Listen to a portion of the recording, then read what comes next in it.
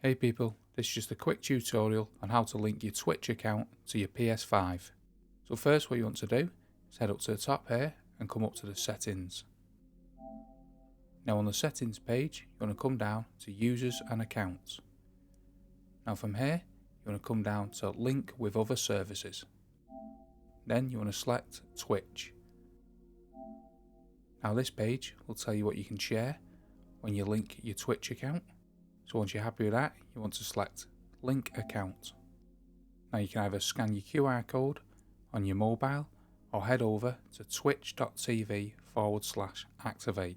So I'll just do that, and then you want to enter this code on the website. And once you've entered the code on the website, this page will auto update like that. And it'll let you know you've linked your Twitch account to your PS5, and also it'll tell you how to unlink your account. You simply click done, and that is your Twitch account linked to your PS5. Hope that video was helpful, and if it was, please hit the like button below, consider subscribing, and thanks for watching.